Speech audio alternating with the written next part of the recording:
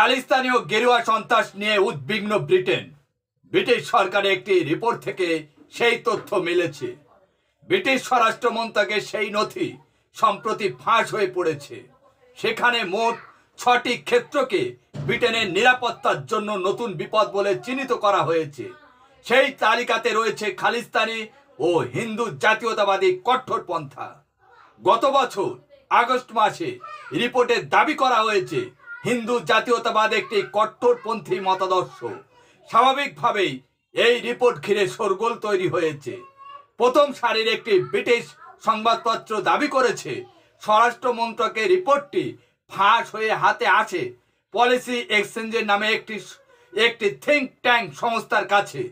সরকারি সেই রিপোর্টে এই প্রথমবার হিন্দু জাতীয়তাবাদকে কট্টরপন্থা বলে উল্লেখ করা হয়েছে। হিন্দুত্বকে বলা হয়েছে উদ্বেগজনক মতাদর্শ। 2022 সালে লিস্টার দাঙ্গার প্রেক্ষিতে হিন্দু জাতীয়তাবাদকে নয়া বিপদের তালিকায় অন্তর্ভুক্ত করা হয়েছে। ওই বছর অর্থাৎ 2022-এ 28শে আগস্ট এশিয়া কাপে ভারত ও পাকিস্তানের ম্যাচকে কেন্দ্র করে ব্রিটিশে হিন্দু ও মুসলিমদের মধ্যে সংঘর্ষ হয়েছিল।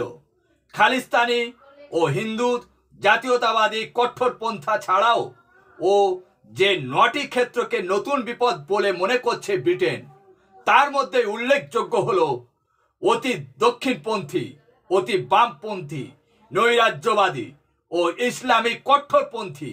এই ধরনের বিপদকে অগ্রাধিকারের ভিত্তিতে মোকাবিলার কথাও বলা হয়েছে ওই রিপোর্টে।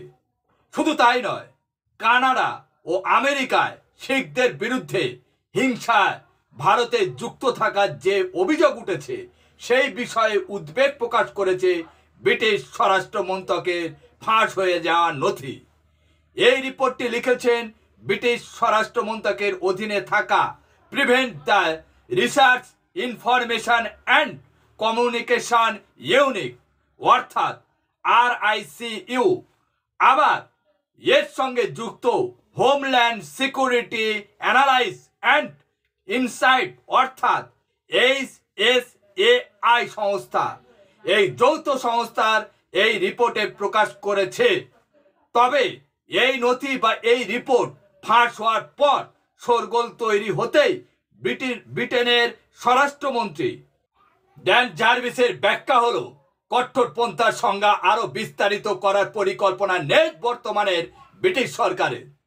এই রিপোর্ট কোনো সরকারি নীতির অঙ্গ নয় বলে দাবি করেছেন ব্রিটিশ স্বরাষ্ট্রমন্ত্রী ড্যান জার্ভিস। আরেকটা ছোট খবর আপনাদের দিয়ে রাখি, আমেরিকার আর্থিক সহায়তা বন্ধ করায় ফাঁপড়ে পড়েছে পাকিস্তান। বাংলাদেশের মতো পাকিস্তানকেও আপাতত আর্থিক সহায়তা দেবে না আমেরিকা। মসনদে বসে সিদ্ধান্ত ঘোষণা করেছে মার্কিন প্রেসিডেন্ট ডোনাল্ড ট্রাম্প। তার জেরে দিশেহারা অবস্থা পাকিস্তান সরকার। আর্থিকভাবে পঙ্গু হওয়ার পাকিস্তানে একের পর এক প্রকল্প বন্ধ হওয়ার মুখে। কবে আবার সাহায্য দেবে ডোনাল্ড ট্রাম্প, সেই অপেক্ষায় বসে আছে পাকিস্তান। তীর্থের কাকের মতো সেই দিকে তাকিয়ে রয়েছে ইসলামাবাদ। মার্কিন প্রেসিডেন্ট ডোনাল্ড ট্রাম্প শপথ নিয়ে ঘোষণা করেছে আপাতত 90 দিনের জন্য বন্ধ থাকবে 158টি দেশের আর্থিক সাহায্য। এই সাহায্য বন্ধ হওয়ার সব থেকে বেশি ক্ষতিগ্রস্ত হচ্ছে পাকিস্তানের বিদ্যুৎ ক্ষেত্র। ইতিমধ্যে সরকারি ও বেসরকারি বিদ্যুৎ প্রকল্পগুলো ঝাঁপ বন্ধ হতে শুরু করেছে পাকিস্তানে। পাকিস্তানে 5টি বিদ্যুৎ প্রকল্প চলে আমেরিকার ভরসায়, অর্থাৎ আমেরিকার অর্থ সাহায্যে। এর পাশাপাশি ধাক্কা খেয়েছে স্বাস্থ্য, কৃষি, খাদ্য সুরক্ষা, আবহাওয়া, শিক্ষা এবং মানবাধিকার ও সামাজিক সুরক্ষার ক্ষেত্রেও। থমকে গিয়েছে আর্থিক বৃদ্ধিও। পাকিস্তানে ঐতিহাসিক দর্শনীয় স্থানগুলির রক্ষণাবেক্ষণের ও ভাটা পড়েছে। সব মিলিয়ে পাকিস্তান এখন ঘোর বিপদে পড়েছে। যে খবর আমরা পাচ্ছি তা আপনাদের সামনে তুলে ধরলাম। এই রকম বিদেশের বিভিন্ন খবর আমরা আপনাদের সামনে তুলে ধরব।